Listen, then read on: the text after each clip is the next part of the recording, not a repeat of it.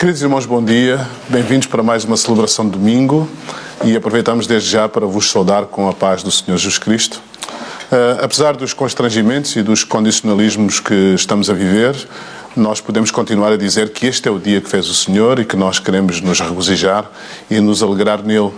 E fazendo isto, dizendo isto, recitando a palavra, nós estamos a reiterar a certeza de que Deus está na nossa vida e que o descanso que temos em Deus não depende nem dos momentos e nem das circunstâncias. Então, este é o dia que fez o Senhor e nós queremos nos alegrar e nos regozijar nele.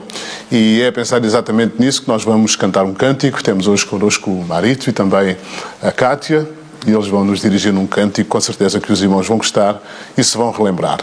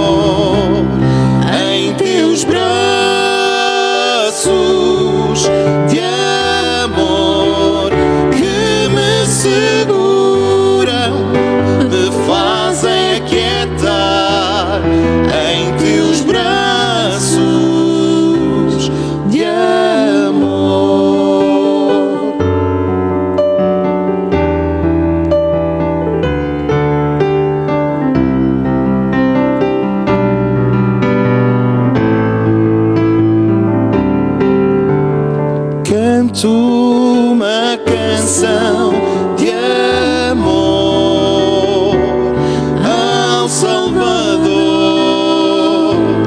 ao meu Jesus. Grato estou por tudo, oh Senhor,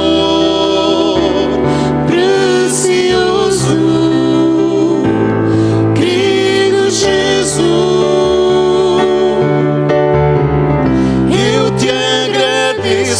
Porque tu me fizeste,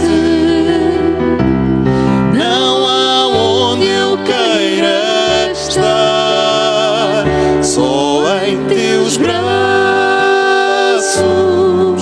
de amor, em teus braços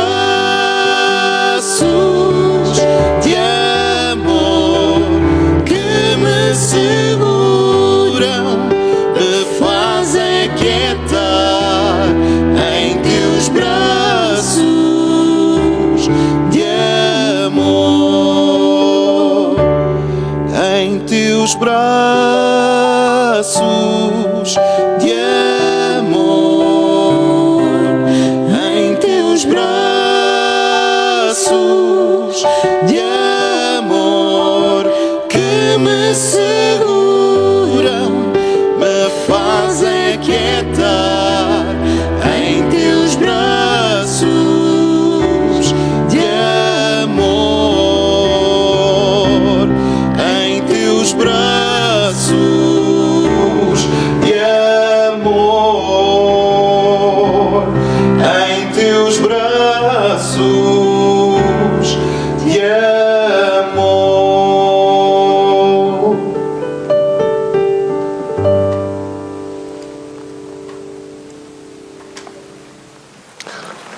Como era previsível, na quinta-feira passada entramos numa nova fase da abordagem à pandemia. Estamos agora na fase da mitigação, porque, como sabemos, o número de pessoas infectadas subiu bastante e logo a resposta do Serviço Nacional de Saúde tinha que ser diferente. Também aumentou o número de pessoas que carecem de cuidados intensivos e também, como sabemos, lamentavelmente, muitos dos nossos concidadãos já perderam a vida. Neste momento, as vítimas do coronavírus em Portugal situa-se na ordem de uma centena. Penso que faz todo sentido neste momento nós termos um tempo de oração e nós queremos orar por todas as famílias que perderam os seus entes queridos. Também queremos orar por todas as pessoas que estão na unidade de cuidados intensivos e sabemos que são bastantes. Também queremos neste momento orar pelos profissionais de saúde que estão a fazer um trabalho, um esforço titânico para cuidar dos doentes. E neste momento percebemos que a ciência e fé não são incompatíveis, pelo contrário, nós estamos a exercer a nossa fé e pela fé nós queremos orar pelos cientistas para que eles possam de facto encontrar o mais depressa possível uma resposta terapêutica que vá ao encontro da situação que nós estamos a viver. E também queremos orar pelo mundo em geral, de uma forma muito particular pelos nossos vizinhos. Estou-me a referir à Espanha, à França, à Itália, que, como sabemos, estão a viver momentos dramáticos. E assim vamos também orar pelo nosso país, pelos nossos governantes, também pelos nossos irmãos, pelas nossas irmãs, pelas nossas famílias, para que Deus nos guarde e para que Deus nos proteja. Vamos então juntos fazer esta oração.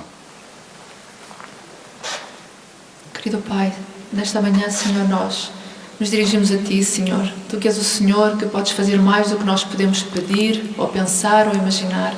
Senhor, colocamos, Senhor, estes dias que vivemos nas Tuas mãos, Senhor, porque acreditamos que Tu tens todo o poder, Senhor, nas Tuas mãos, de fazer, Senhor, para lá daquilo que é a nossa razão humana, Senhor. Colocamos nas Tuas mãos todos aqueles que estão enfrentando a doença, Senhor, a doença neste momento. Oramos por todos os cuidadores, por todos os profissionais de saúde, Senhor. Oramos, Senhor, para que Tu possas inspirar, Senhor, quem está na área da investigação, Senhor. Oramos pelas nossas autoridades, Senhor. Senhor, a nossa oração, Senhor, a Ti, Senhor, para que Tu possas fazer mais do que aquilo que nós podemos pedir, Senhor. Porque, Senhor, acreditamos no Teu poder, acreditamos que Tu és Deus, Tu tens sido o nosso refúgio, Senhor, tens sido, Senhor, o nosso pronto-socorro, Senhor. E nós nos dirigimos a Ti, Senhor, e colocamos tudo nas Tuas mãos, Senhor. Senhor, deitamos, Senhor, a nossa ansiedade, Senhor, o nosso medo nas Tuas mãos, Senhor, e queremos repousar, Senhor, em Ti, Senhor. Eu gostaria de fazer a leitura de um texto bíblico que servirá de base para a nossa reflexão de hoje. E este texto está no livro de Eclesiastes, no capítulo 3, no versículo 11. Um texto muito interessante que provavelmente alguns de nós já lemos muitas vezes, mas se calhar não com a devida atenção que o texto requer. E o texto diz o seguinte, diz que Deus fez tudo muito bem na altura própria. Até colocou a eternidade no coração dos homens, mesmo se eles não conseguem compreender a obra que Deus fez desde o princípio. Então este texto diz que Deus fez tudo muito bem, no momento certo, na altura própria, e diz que colocou no coração do homem a eternidade. É interessante esta expressão, Deus colocou no coração do homem a eternidade, mesmo que eles não consigam compreender a obra que Deus fez desde o princípio. E este é o texto que nós vamos usar para a nossa reflexão nesta manhã. Vamos cantar mais um cântico e o Marito e a Cátia vão mais uma vez nos inspirar num cântico.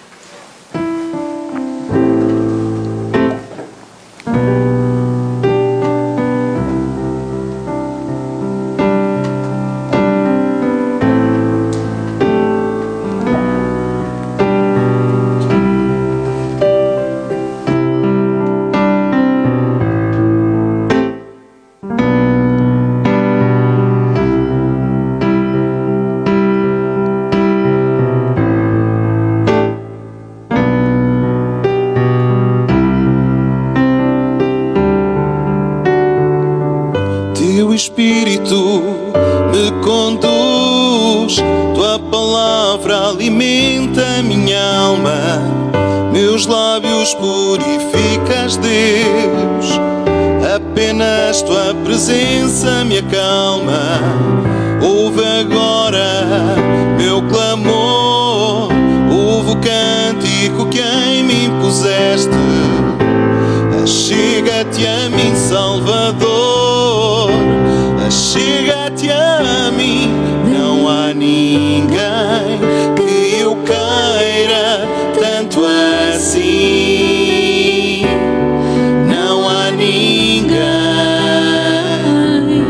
não há ninguém, senão Tu. Não há ninguém que eu queira tanto assim.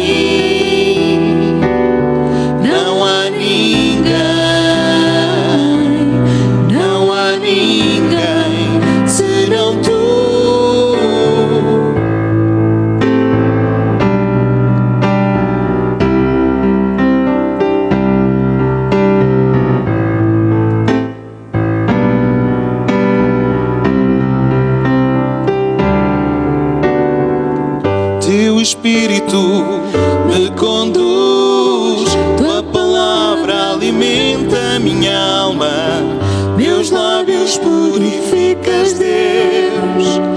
Apenas tua presença me acalma.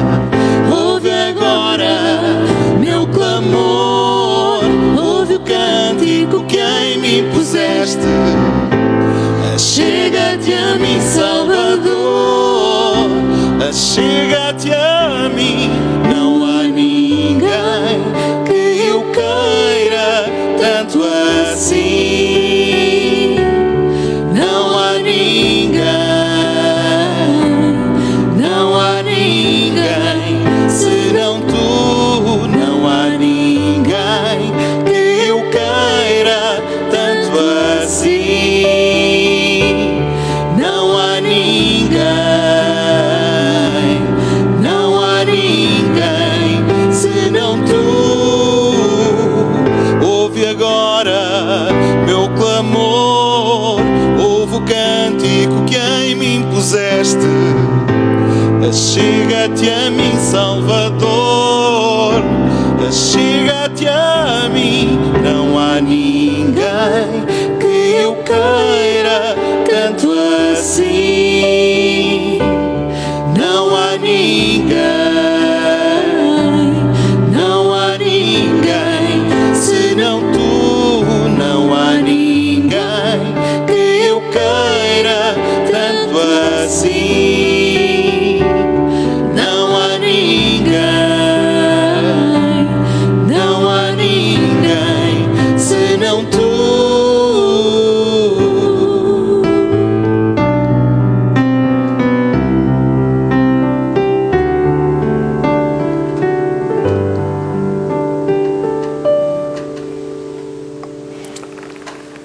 Eu gostaria de começar a nossa reflexão de hoje com uma pergunta retórica. Será que nós podemos tirar alguma coisa positiva de uma situação trágica?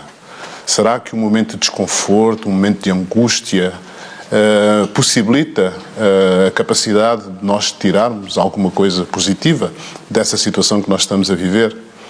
Sem querer ser repetitivo e sem querer ampliar o desconforto que todos nós sentimos neste momento, mas também ao mesmo tempo sem deixar de exercer uma capacidade de análise crítica do momento que nós estamos a viver, será que nós, como seres racionais, como indivíduos, como comunidade, como sociedade, podemos tirar alguma coisa positiva de um contexto, de uma situação de tragédia e de angústia que nós estamos a passar neste momento? Há algum tempo atrás, um amigo meu teve um problema grave de saúde e provavelmente ele não vai conseguir recuperar na sua totalidade desse problema que ele teve, embora nós tenhamos a expectativa que sim. E nas muitas conversas que nós tivemos, há um tempo atrás, ele dizia-me que não sabia por que razão é que aquela situação lhe tinha acontecido, aquele acidente lhe tinha acontecido, mas uma coisa ele sabia, é que a sua vida não voltou a ser a mesma depois daquele acidente. Ele dizia-me que tinha mudado a sua forma de pensar, ou seja, a sua estrutura mental, a sua forma de pensar tinha mudado. Ele dizia-me o seguinte: Jorge, eu mudei a minha forma de viver, mudei a minha forma de me relacionar, mudei as minhas prioridades. De facto, aquilo que aconteceu fez de mim uma outra pessoa. E provavelmente muitas pessoas se identificam com aquilo que eu estou a dizer. Os acidentes de aviação são das coisas mais trágicas que podem acontecer. Normalmente, quando nós vimos alguma imagem de um acidente aéreo, somos invadidos por um silêncio constrangedor. Sabiam que os acidentes de aviação nunca mais se repetem pelo mesmo motivo?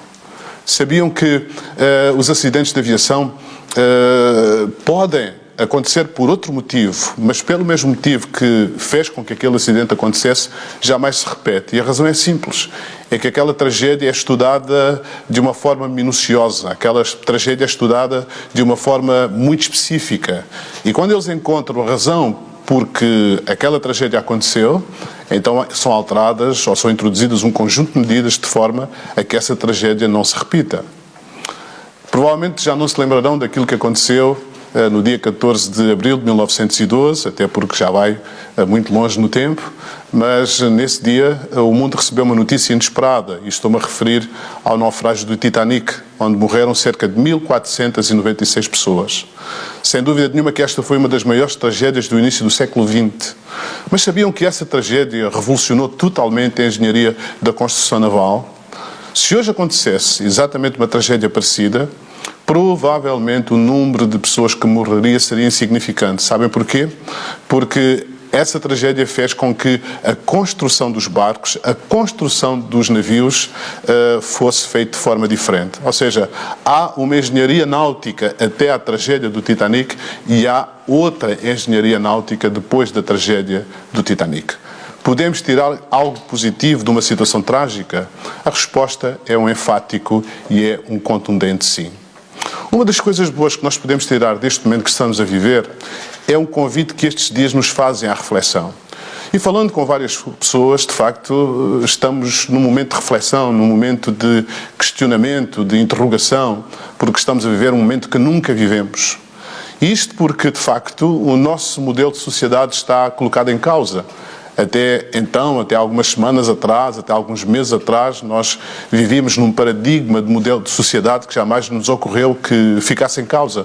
Mas com esta situação que nós estamos a viver, todos nós compreendemos que o modelo de sociedade a que nós estávamos habituados está, de facto, colocado em causa. No momento em que nós vivemos coletivamente num estado de angústia, de dor, de sofrimento, de incerteza, é imperativo, é imperioso aceitarmos o desafio, aceitarmos o repto de refletir. Até porque dizia Sócrates que uma vida que não é refletida não merece ser vivida. Nos últimos 40 anos foram muitos os cientistas sociais, e agora estou-me a referir a sociólogos, a quem eu chamo de profetas sociais, que na decorrência da análise que foram fazendo da sociedade ao longo dos 40 anos, alertaram-nos para a presença de vários vírus que estavam a infectar a sociedade pós-moderna. Na perspectiva destes sociólogos, os nossos comportamentos, os comportamentos que nós manifestávamos, quer individualmente, quer coletivamente, eram evidência de que estávamos numa sociedade doente, de uma sociedade enferma, de uma sociedade infectada. E os termos que foram usados por estas pessoas, por estes sociólogos, não deixam dúvidas absolutamente nenhuma que estas patologias estavam presentes em nós. Luc Ferry fala de uma sociedade do cansaço. Lipovetsky fala de uma sociedade do vazio. Zygmunt Bauman fala de uma sociedade líquida. Também da ilusão do ter.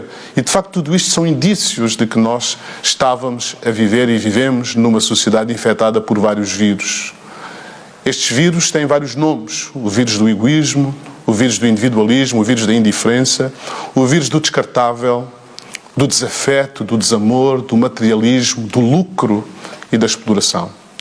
Estes vírus causam cegueira, não nos impedem ver como seres humanos, causam surdez, causam insensibilidade e indiferença. Em última análise, estes vírus que nos infectam destroem a nossa condição de ser humanos. Deixamos de ser pessoas, mas continuamos a viver, porque estes vírus não matam o corpo, mas matam o ser, matam a nossa essência. Ninguém aborda com tanta profundidade sobre tudo o que está relacionado com a vida como o rei Salomão.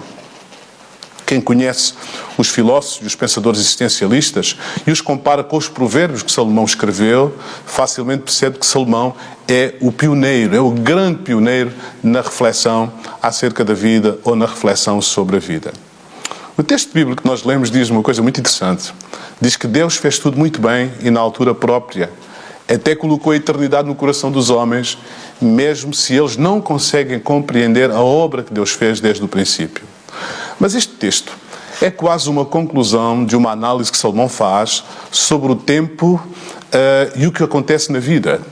Todos nós temos a nossa caminhada existencial, todos nós existimos no tempo, nós não existimos numa nuvem, existimos no tempo. E a primeira pessoa a discorrer sobre aquilo que é a vida no tempo e no espaço é este homem, ou foi este homem chamado Salomão. Então este texto é quase uma conclusão da análise que Salomão faz sobre aquilo que é o tempo e o que acontece na vida. Salomão começa por dizer, nos versículos anteriores, que tudo tem o seu tempo determinado. Há tempo para todo o propósito debaixo do céu. Há tempo de nascer, há tempo de morrer, há tempo de plantar e há tempo de arrancar o que se plantou. Há tempo de matar e tempo de curar, tempo de derrubar e tempo de edificar. Ele diz também que há tempo de chorar e tempo de rir, tempo de prantear e tempo de dançar, tempo de espalhar pedras e tempo de ajuntar pedras, tempo de abraçar e tempo de afastar-se de abraçar, tempo de buscar e tempo de perder, tempo de guardar e tempo de lançar fora. Ele diz ainda que há tempo de rasgar e tempo de coser, tempo de estar calado e tempo para falar, tempo de amar e tempo de odiar, tempo de guerra e tempo de paz. Na análise que Salomão fazia da vida, ele diz-nos uma coisa que é categórica. Ele diz na sua experiência existencial que há tempo para todas as coisas. Há tempo para todas as coisas debaixo do sol, dizia Salomão. Mas hoje nós não temos tempo para viver o tempo que temos. A falta de tempo tornou-se na grande psicopatologia dos nossos dias. Vivemos numa sociedade sem tempo. Basta analisarmos aquilo que era a nossa vida há 2 semanas ou 3 semanas atrás e chegamos facilmente à conclusão que o tempo tornou-se a nossa grande psicopatologia. Aliás, muitos dos distúrbios emocionais que nós temos estão relacionados com a falta de tempo. A grande verdade é que até há 3 semanas atrás nós vivíamos num ritmo alucinante. Tudo era para ontem, não há tempo para esperar. Os horários são implacáveis, não temos tempo para pensar, apenas para agir. Palavras como não posso, não tenho tempo, tenho que ir, tenho pressa. Os dias deviam ter 36 horas ou então 48 horas são as frases que nós mais pronunciamos ou são as frases que nós mais ouvimos. A grande verdade é que nós não tínhamos e nem temos tempo para desfrutar da vida. A vida é um bem precioso. Quem é que não está contente pela vida que tem? Mas a grande verdade é que nós não temos tempo para desfrutar da vida. Não temos tempo para desfrutar da família. Por isso é que cada vez os laços familiares são mais tenues. Não há tempo para os filhos. A separação entre pais e filhos é cada vez maior. Não temos tempo para nós próprios. E esse é o grande dilema da existência. Porque quando nós não temos tempo para nós próprios, acabamos por ser seres desencontrados connosco próprios. Por isso vivemos numa total asfixia e exaustão existencial, com infartos psíquicos e com uma alma consumida e esgotada. O stress, a depressão, a ansiedade, o cansaço, o síndrome de burnout, como é hoje muito conhecido, são uma evidência clara do estado emocional a que a sociedade contemporânea e pós-moderna chegou. Mas de repente, tudo ou quase tudo para. Afinal, há coisas que podem ser adiadas, que podem ser feitas de forma diferente. Afinal, há formas de viver que podem ser modificadas e prioridades que podem ser alteradas. Afinal, não somos assim tão independentes como julgávamos que nós éramos. E afinal, os modelos de sociedade podem ser repensados e podem ser modificados. Há uma pergunta que está a saltar a mente de muitas pessoas, que é: que tipo de sociedade nós vamos ter depois desta pandemia?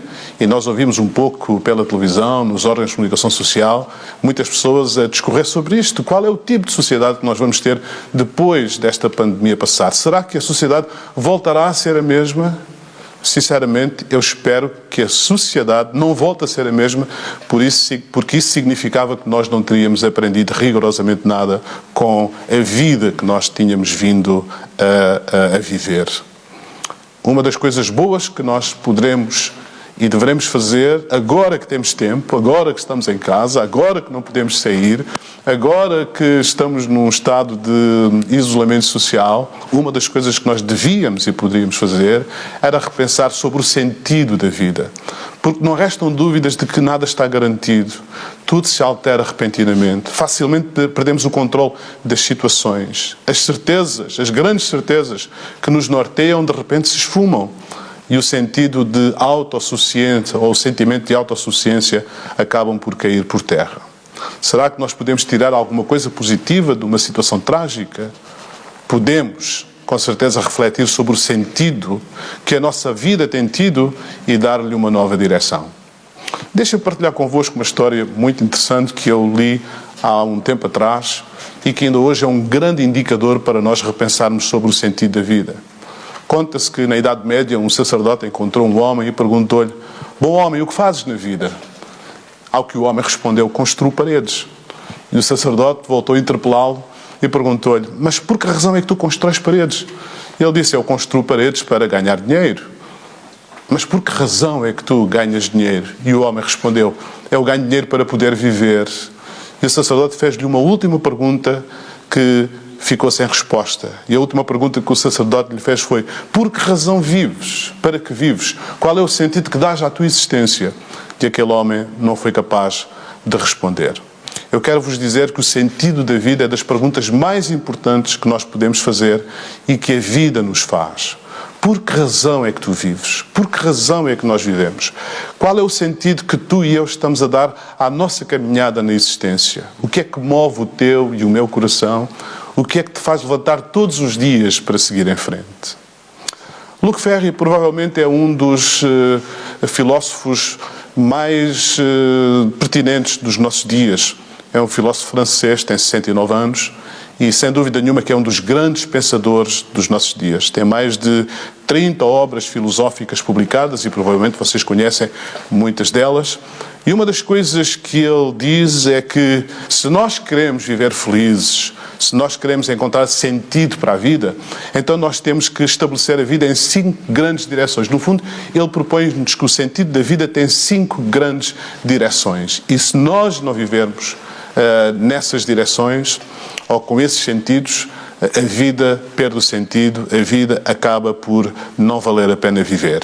E é incrível que quando nós olhamos para a vida, para a Bíblia, ela apresenta-nos exatamente a mesma direção, apresenta-nos exatamente o mesmo sentido. Luc Ferry diz que o sentido da vida faz-se em harmonia com o mundo. E isto é uma coisa que às vezes nós cristãos não pensamos muito nisso. Nós acreditamos que Deus é o Criador. A Bíblia diz que no princípio Deus criou os céus e a terra. E diz também que Deus criou todas as coisas e disse que era tudo muito bom. Então nós somos criação de Deus e vivemos num mundo criado por Deus. Por isso nós não podemos amar a Deus e desprezar o que Ele criou. E isto faz com que nós cristãos tenhamos uma consciência ecológica muito pertinente. Porque sem dúvida nenhuma que faz parte da ética cristã, uma preocupação ecológica.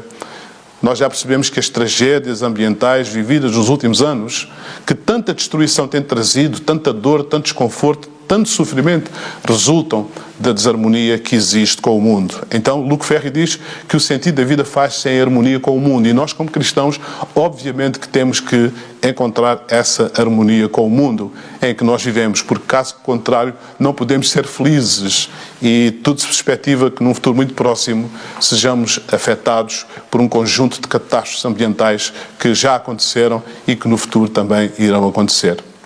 Luc Ferry também diz que o sentido da vida faz-se em harmonia com Deus. Deus não é uma criação do homem para servir de conforto e paz nas suas angústias. Como sabem, este é o pensamento de Freud. Sigmund Freud dizia que Deus tinha sido uma invenção do homem, porque o homem não conseguia sozinho ultrapassar a sua angústia, então projetou Deus. Deus também não está morto, como algumas pessoas pensam, até porque é impossível matá-lo. Salomão ensina que o princípio da sabedoria é o temor a Deus. E também diz que Deus deu aos seres humanos inteligência e consciência e que ninguém pode se esconder de si mesmo. Sem Deus, a vida perde o sentido e cai num vazio existencial.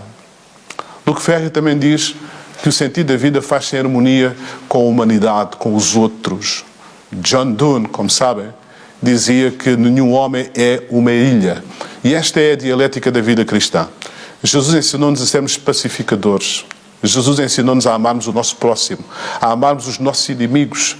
Ele até diz que nós devemos tratar bem quem nos trata mal. A harmonia com os outros acontece quando deixamos de parte o egoísmo, o orgulho, o preconceito, a discriminação.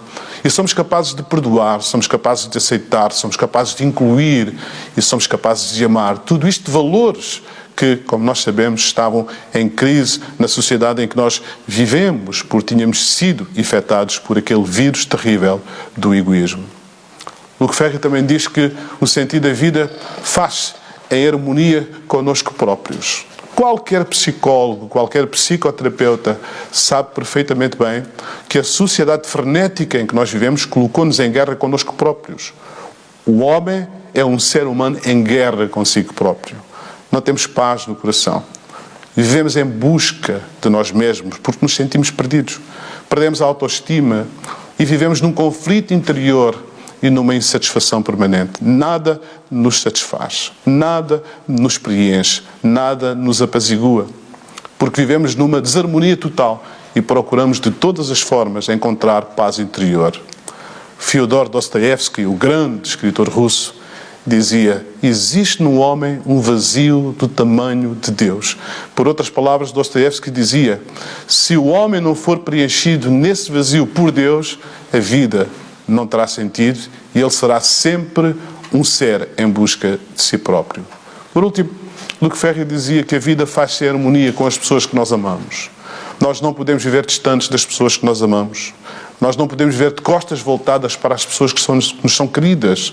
Não podemos estar ausentes da vida dos pais, dos nossos irmãos, dos nossos familiares, como, infelizmente, a dimensão frenética da vida a que estávamos habituados não nos permitia que tivéssemos tempo para conviver e para estar presentes naqueles que nós amamos. Será que nós podemos tirar alguma coisa positiva de um mau momento que nós estejamos a viver? Sim, podemos pensar sobre o sentido da vida e valorizar o que é mais importante. Lemos o texto bíblico que Deus colocou a eternidade no coração do homem. E isso significa que fomos feitos para a interioridade e para a transcendência. Que apenas Deus nos pode tornar completos e preencher-nos com paz, felicidade, amor e segurança. Significa que só podemos encontrar-nos connosco próprios quando nos encontramos com Deus. E é nesse encontro que descobrimos o verdadeiro significado da vida.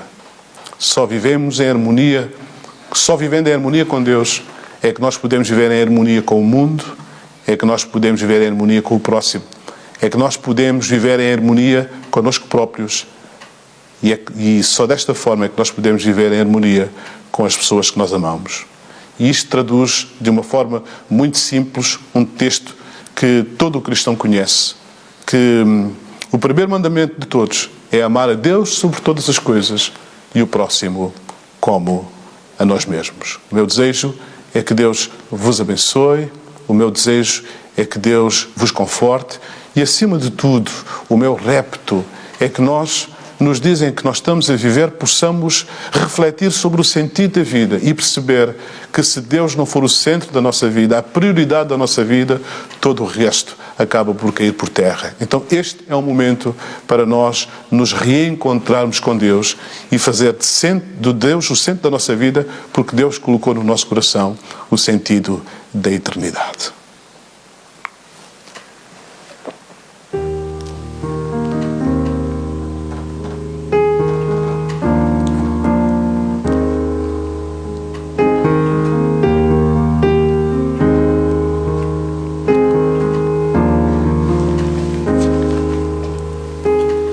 Graça admirável sem igual, oh graça de Deus sem par.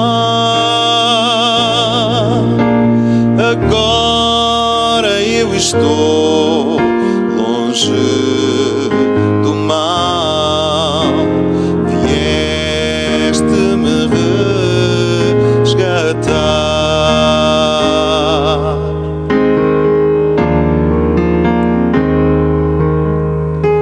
Oh graça admirável sem igual, oh graça de Deus sem par. Agora eu estou longe do mal, vieste-me resgatar. A dor levou, sou livre enfim, meu Salvador me resgatou e o seu amor me inundou. Amor sem par, graça sem fim. A dor levou, sou livre enfim, meu Salvador me resgatou e o seu amor me inundou.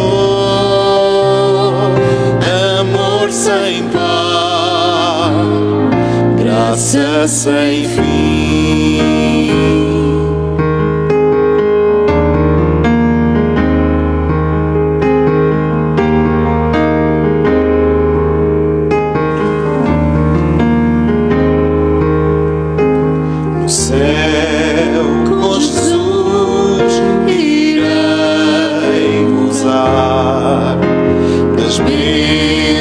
que Ele tem para mim.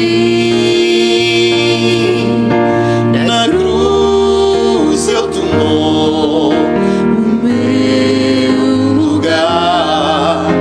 Oh, graça que não tem fim.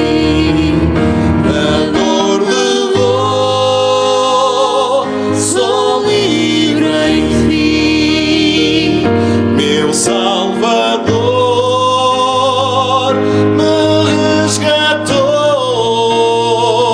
e o seu amor me inundou.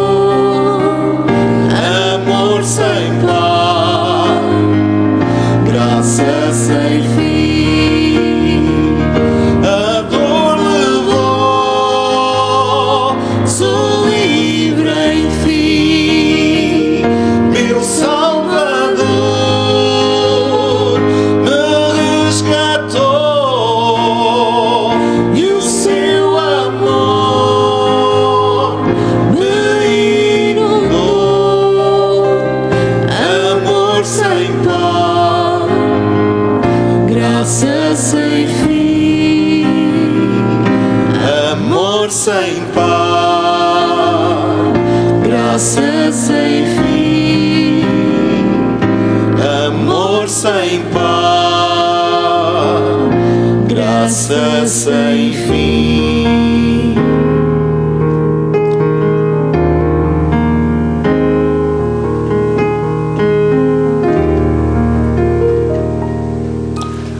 Queridos irmãos e amigos, nós estamos a chegar ao fim de mais uma celebração e o nosso desejo é que tenham uma boa semana.